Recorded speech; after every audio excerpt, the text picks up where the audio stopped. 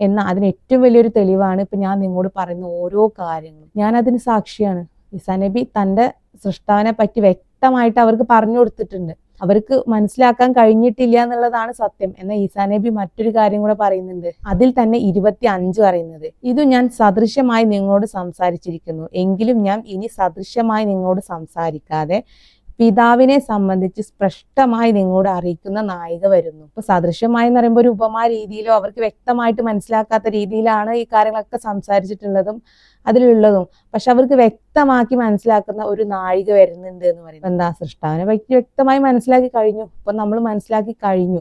കാരണം ഈസാ നബി പറഞ്ഞ സത്യങ്ങളൊക്കെ മുഹമ്മദ് നബി കൊണ്ടുവന്നിട്ടുണ്ട്. അതിനുള്ള ഏറ്റവും വലിയ തെളിവാണ് ഇപ്പൊ ഞാൻ നിങ്ങളോട് പറയുന്ന എല്ലാ കാര്യങ്ങളും. അത് ഒരിക്കൽ സംഭവിച്ചു കഴിഞ്ഞതാണ്. സൃഷ്ടാവ് ഏകനാണ് എന്ന തെളിവ് മത്തായില് 4:10, യോഹന്നാനിൽ 5:30 പറയുന്നുണ്ട്. സൃഷ്ടാവിനെ പറ്റി എന്തൊക്കെ മനസ്സിലാക്കി? സൃഷ്ടാവ് ഇത്ര അംശങ്ങളായിട്ട് വ്യാപിച്ചു കിടക്കുന്നുണ്ട്, നമ്മളെ ഹൃദയത്തെ ചലിപ്പിക്കുന്നുണ്ട്, നമുക്ക് ചുറ്റും വലയം ചെയ്യുന്നുണ്ട്, നമ്മളെ കണ്ടുകൊണ്ടിരിക്കുന്നുണ്ട്. ആ സൃഷ്ടാവിന്റെ കൈകളെന്ന അംശമാണ് പ്രകൃതിയിലും പ്രപഞ്ചത്തിലും എല്ലാം കാര്യങ്ങളും നിയന്ത്രിക്കുന്നത്. രാവാവട്ടെ പകലാവട്ടെ, അതേപോലെ നമ്മളെ ജീവനാവട്ടെ നമ്മളെ മരണമാവട്ടെ, എല്ലാ കാര്യത്തിലും സൃഷ്ടാവിന്റെ ഈ കൈകൾ എന്ന അംശത്തിന്റെ സപ്പോർട്ട് ഉണ്ട് എന്ന് ബൈബിൾ വ്യക്തമായിട്ട് പറഞ്ഞു തന്നിട്ടുണ്ട്. അത് നമ്മളിപ്പോൾ മനസ്സിലാക്കിയിട്ടുണ്ട്. എന്നാൽ അത് വിശുദ്ധ ഖുറാനിലുണ്ട്, മറ്റു വേദഗ്രന്ഥങ്ങളിലുണ്ട്.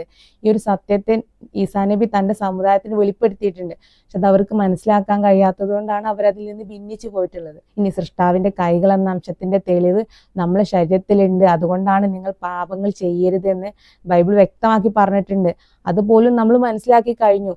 നാളെ വിചാരണയ്ക്ക് വേണ്ടിയിട്ട് അള്ളാഹു ഒരുമിച്ച് കൂട്ടുമ്പോൾ ഒരു പക്ഷേ നമ്മളൊക്കെ അതിൽ സാക്ഷികളാണ്. ആ ഒരു ഓർമ്മ നമ്മളിൽ ഉണ്ടായിരിക്കണം. ഈസാ നബി അന്ത്യനാളിന്റെ അടയാളമാണെന്ന് വിശുദ്ധ ഖുർആൻ പറഞ്ഞിട്ടുണ്ട്. കാരണം വിശുദ്ധ ഖുർആനിൽ പറയുന്നുണ്ട്, അവരെന്ത് കാര്യത്തിലാണോ ഭിന്നിച്ചത് ആ യഥാർത്ഥ സൃഷ്ടാവിന്റെ സത്യത്തെ വെളിപ്പെടുത്താനാണ് ഈസാ നബി വരുന്നത് എന്ന്. എന്നാൽ അതേ കാര്യം ബൈബിളിൽ നമ്മൾ മനസ്സിലാക്കി കഴിഞ്ഞു. അഥവാ യോഹന്നാനില് 16:25 പറയുന്നത്,